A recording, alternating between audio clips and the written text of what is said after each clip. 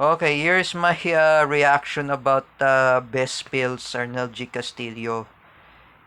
Remember that, I say to Best Pills, Arnel G. Castillo, Gina Sedjo, especially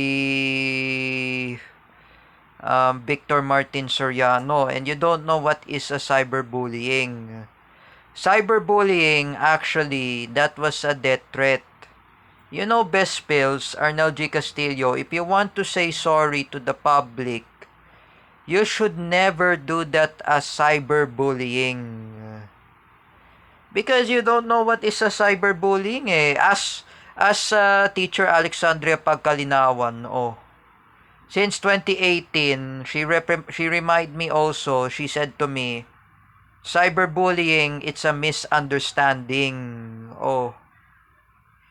And you know what is the word cyberbullying? Oh.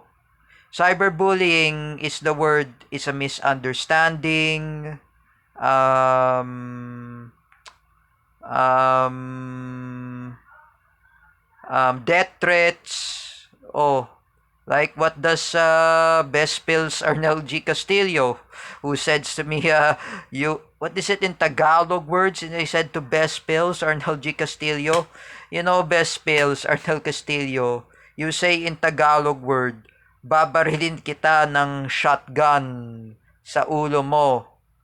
He chatted me, and so I condemn against Best Pills Arnel G. Castillo because he's making a cybercrime. Oh.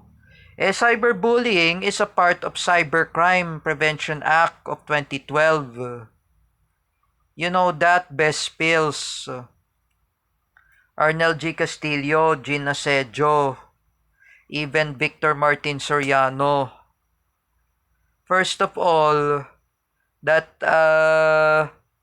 cyberbullying, it's not good. Oh, like I said, me, when you experience a cyberbullying, oh, me, during the time I bullied David Gill in social media, that is a cyberbullying. Oh, I threaten him. Oh, even my friend Roylan Marlang, my friend Cedric Mariano, who is my fellow friends in ASP, we apologize to David Gill and even his mother, Mrs. Annie Gill. However, we made a mistake. Oh, that was called cyberbullying. Oh, even I make a fake account last 2021 of what is it? A fake account I mentioned. The fake account of teacher Vincent Ramos. Oh, that is cyberbullying. Oh, I should never make a fake account on Facebook.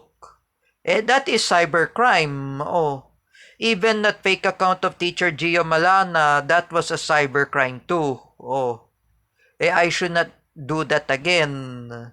If I bully teacher Gio Malana in, for example, in X, in Twitter, or in Facebook, or through chat on Messenger, that is a cyberbullying. Oh, you know, Best Pills, Arnel G. Castillo, Gina Sedjo, and Victor Martin Soriano, enough about all of your cyberbullying.